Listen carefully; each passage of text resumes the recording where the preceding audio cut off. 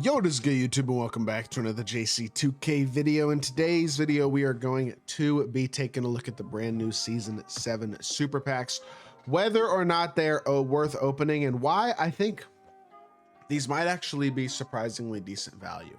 I'm going to explain myself. Again, I'm not really a proponent for spending money, but I will say in terms of just MT, there might be some decent profit to be made here if you are willing to do certain exchanges and stuff. So we're going to talk about that as the video progresses. But before we hop into it, if you haven't already, make sure you hit that subscribe button. Help me push towards the 50,000 subscriber mark on the channel. I upload every single day, multiple videos a day. Would really appreciate it if y'all do subscribe.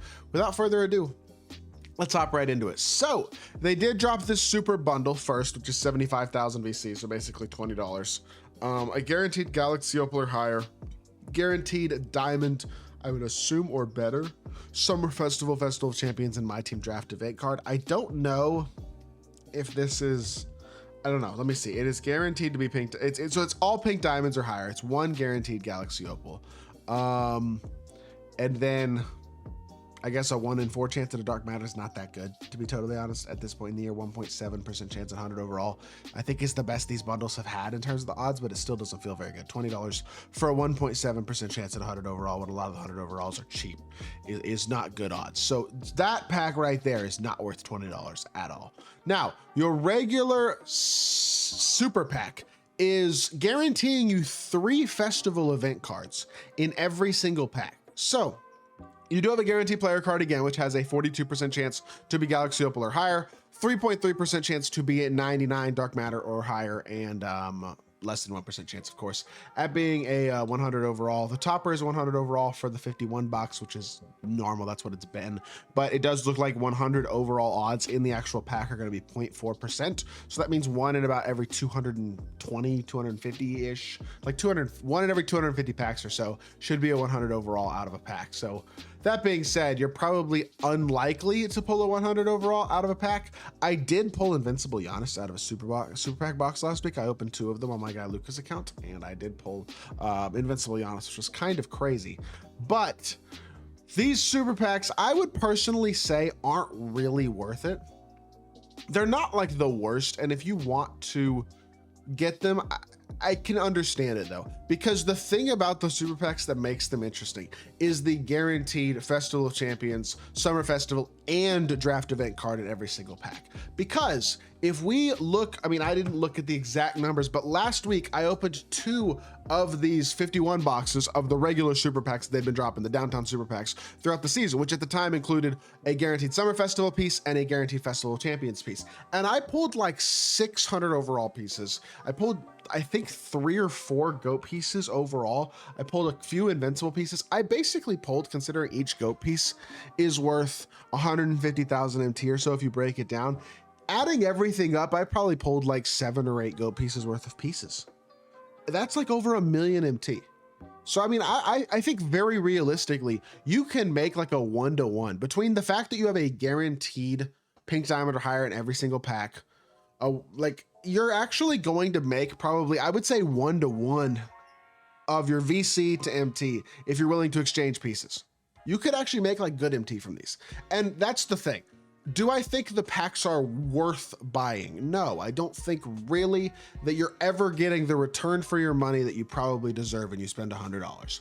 But if you are willing to spend the time to break down a box, I think it is very realistic that if you were to open a 51 box, you could probably make over 500,000 MT from the pieces and the stuff that you pull inside of it. I mean, the guaranteed pink diamond and higher player in there in the first place, plus the other items, are going to be like, that's going to be like 2,500 MT per pack. So that's just by itself 150 almost thousand MT or so. No, wait, a little bit more than that. No, a little bit less than that, but probably 150k MT per box just off of players at like a very bad box. It could obviously be a ton more if you pull an Invincible or something like that. But then you get the pieces too. You're actually gonna make like more MT than you generally do from packs, that's for sure. So for that justification, for people who are kind of going to spend money anyway, I think it does kind of make sense. Do I personally recommend it? No. Would I spend my own money on it? No. I think there's plenty of attainable cards. I really think the game's actually in a pretty good state with attainable cards. There's a lot of guys who are starting to really be able to compete against these top tier cards, because at the end of the day, we've reached a point in the year where cards, this is, I think, a very important thing to note at this point in the year. Cards have reached a point of being like too good to get better. And therefore, the budget cards are catching up. We have so many good budget studs. At the shooting guard position, you have free Cedric Maxwell, free Richard Jefferson, super cheap Josh Childress, a couple other cheaper options, a couple really good affordable 100 overalls. At small forward, you have Purvis Ellison, who's insane. Joe Smith, super good as well. Elton Brand, super good, all just dropped. Like a free Dikembe, people still run Tim Duncan and he's super good. We're about to get an invincible Shea in all likelihood tomorrow, which by the way, I would think that's coming tomorrow. I would recommend making sure you are caught up on these Spotlight Sims if you do want to get that invincible Shea, because that could be crazy as well. Did they drop any more challenges today? I'm just gonna make sure. I don't think they did, but with the draft, or not the draft, with the finals ending yesterday, which, if, by the way, just the fact Tyrese tore his Achilles. I know I'm not like an IRL NBA channel, but oh my gosh, that was brutal. I was watching the game with my brothers, and I think all three of us were just like head on our hands on our head, like, I know everybody's reaction was just, oh my gosh, oh no. That was brutal.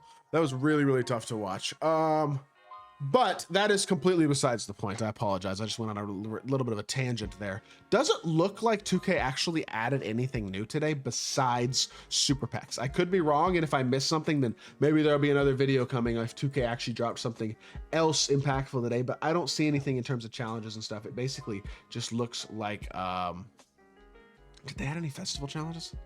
No. Okay, so there's like nothing. All right. Yeah, I guess, I mean, at the end of the day, basically, the only thing that I would be doing today is maybe you look for some good, cheap Season 7 cards. Like, if there are players in these packs that you want, they're probably going to be coming out a bit today. So, like, if there's a guy who's from earlier in Season 7, today might be a good day to target that card. You know what I mean? And there's some really good value 100 overalls as well and stuff in these drops. And, there might be some guys that you could definitely be interested in from these packs. And I mean, today would probably be a good day to buy cards for cheaper than they kind of have been. So maybe you keep that in mind. I'm not personally going to be a big proponent for these super packs. If you want to open them, go for it. That's your choice. I personally won't. I wouldn't recommend it. I mean, I'm not going to spend money the rest of the year anyway, kind of regardless myself, but I just think that the budget cards are good enough to where you don't really need to spend money. Yeah, your value actually is, it's gotten a bit better for sure. At this point, the value here, if you are willing to do the monotony of exchanging, which again, a lot of people aren't willing to spend that time, and I get it. But if you are, you can make pretty decent value. But I totally understand why people wouldn't. And I just think at this point, you can have a solid team without doing that. So that being said, it's gonna do it for the video. I hope y'all did enjoy. If you did, make sure you hit that like button, leave a comment, and subscribe.